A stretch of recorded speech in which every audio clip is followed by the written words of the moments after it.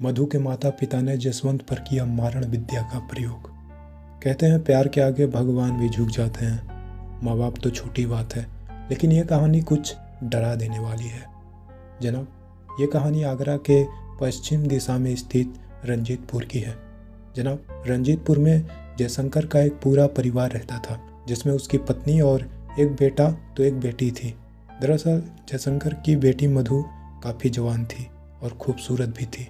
कुछ समय बीता तो मधु को उसी गांव में रह रहे जसवंत नाम के शख्स से प्यार हो जाता है। जसवंत एक छोटे परिवार से था, लेकिन मधु से वो सच्चा प्यार करता था और वो हर आए दिन एक दूसरे से मिल लिया करते थे और मिलकर खूब आनंद करते थे।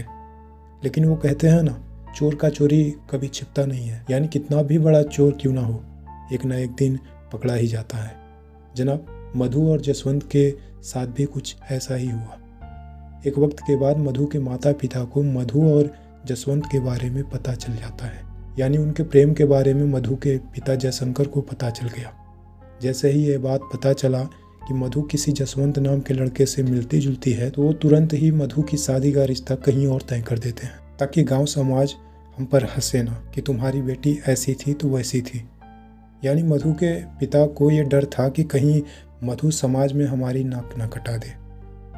लेकिन मधु को जसवंत से इतनी मोहब्बत थी कि उसे वो रिश्ता पसंद नहीं था और एक दिन मौका देखकर वो जसवंत के साथ अपने गांव से दिल्ली भाग गई।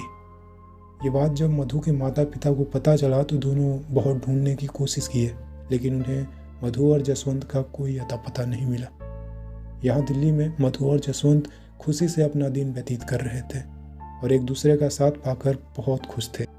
लेकिन मधु के माता पिता को मधु का यूं जसवंत के साथ भाग जाना बर्दाश्त नहीं हुआ और वो कुछ महीने बाद एक चित्रा नाम की बंजारन से मिलते हैं। जनाब, ये बंजारन कोई आम नहीं थी, ये अपने आप में ही एक पिचासनी थी, यानी कि चित्रा कोलकाता की सबसे बड़ी तांत्रिक थी, जिसके आगे बड़े बड़े तांत्रिक भी फेल थे। जैसे ही मधु के पिता अपने बेटी और जसवंत के बारे में सारी बात इससे बताते हैं, तैसे ही चित्रा पूछती है कि तू मेरे पास किस लिए आया है और क्या चाहता है। तब मधु के पिता जयशंकर कहते हैं, मुझे जसवंत की मौत की खबर चाहिए, यानी तुम कुछ ऐसा करो कि जिससे वो मर जाए।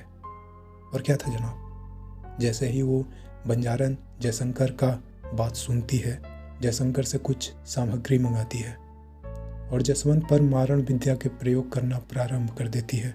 और क्या था, कहा जाता है बंजारन की उस मारण विद्या से दिल्ली में मधु को साथ लेकर रहने वाला जसवंत खून की उल्टी करने लगा और मर गया। जसवंत के मरने के बाद मधु भी ज़्यादा दिन तक जीवित नहीं रही, क्योंकि मधु का जसवंत के अलावा कोई भी नहीं था। यानी उसने भी अपने सच्चे प्यार के वियोग में जसवंत की याद में जहर खाकर अपनी जान दे दी। जनाब, हमें किसी के बारे में बुरा करना तो दूर, सोचना भी नहीं चाहिए। किसी की ज़िंदगी तबाह या बर्बाद करना तो दूर की बात है। हमारे दादी माँ का एक बात याद रखिएगा, हम किसी के साथ आज बुरा करेंगे तो कल हमारे साथ बुरा होगा ही होगा। अपने कर्मों से कोई बच नहीं पाया है और ना बच सकता है। Bye bye.